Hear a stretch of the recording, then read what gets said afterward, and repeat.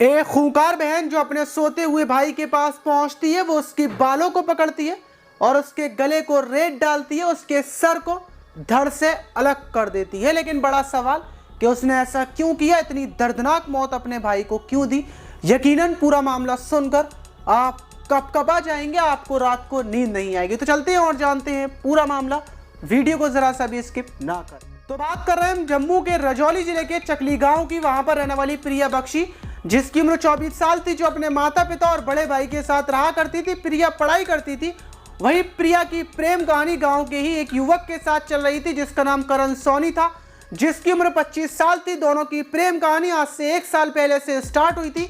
दोनों की phone call पर पूरे दिन पूरी रात बात हुआ करती थी और यही वजह थी कि दोनों ने ही एक दूसरे के साथ शादी करने का फैसला कर लिया था, एक दूसरे के साथ जिंदगी भर साथ रहने का फैसला कर लिया था। प्रिया ने आज से 3 महीने पहले ही अपने माता पिता को करण से शादी करने के बारे में बोला था।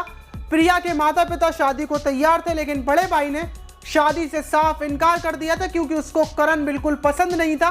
लेकिन प्रिया अपने भाई के पीछे पड़ी हुई थी, अपने माता पिता के भी पीछे पड़ी थी कि वो मान जाए, लेकिन माता पिता भाई की वजह से नहीं मान रहे थे। सब कुछ ऐसा ही चलता हुआ आ रहा था। वही आज से 10 दिन पहले अपने माता पिता को शादी की बात बोलती है। माता पिता पूरे तरीके से तैयार थे, लेकिन अचानक से भाई आ जाता है, जो प्रिया को चिल्ला देता है। वो उससे बोलता है कि मेरे जीते जी तेरी शादी करण के साथ नहीं हो सकती। और भाई के कुछ यही अल्फाज प्रिया के दिमाग में बैठ जाते हैं और वो समझ जाती है कि तुम्हारे जीते जी नहीं हो सकती, लेकिन तुम्हारे मरने के बाद जरूर हो जाएगी। और वो अपने प्रेमी करण के साथ मिलकर एक प्लानिंग तैयार करती है, जिसके बारे में किसी को कानो कान खबर नहीं थी। प्लानिंग में 3 लोग थे, प्रिया, उसका आशिक और उसका एक दोस्त। प्लानिंग पूरे तरीके से तैयार थी। वहीं आज से 3 दिन पहले प्रिया आधी रात को, जब सब लोग सो जाती हैं, उसका भाई अपने कमरे में और माता पिता अपने कमरे में, प्रिया अपने रूम से फोन लगाती है अपने प्रेमी को, जो प्रिया के घर के बाहर अपने दोस्त के साथ बैठा हुआ था, करण। और प्रिया जाती है, गेट खोलती है, करण अपने दोस्त के साथ घर में आता है। प्रिया अपने प्रेमी और उसके दोस्त को अपने साथ अपने भाई के रूम में ले जाती है, जो अंकित सो रहा था। प्रिया अपने भाई के हाथों को पकड़ती है, उसका प्रेमी उसके बालों को पकड़ता है, दोस्त मुंह को दबाता है और गले के ऊपर छुरी चलना चालू हो जाती है। लेकिन जैसे ही करण के हाथ से छुरी छूटती है, प्रिया छुरी उठाती है, बालों को पकड़ती है और खुद छुरी चलाकर गले को धड़ से अलग कर देती है। उसके बाद करण को और उसके दोस्त को घर से बाहर निकालकर सुकून से अपने रूम में जाती है और थोड़ी देर के बाद चीखती है, चिल्लाती है कि 4 से 5 लोग घर से बाहर निकले हैं।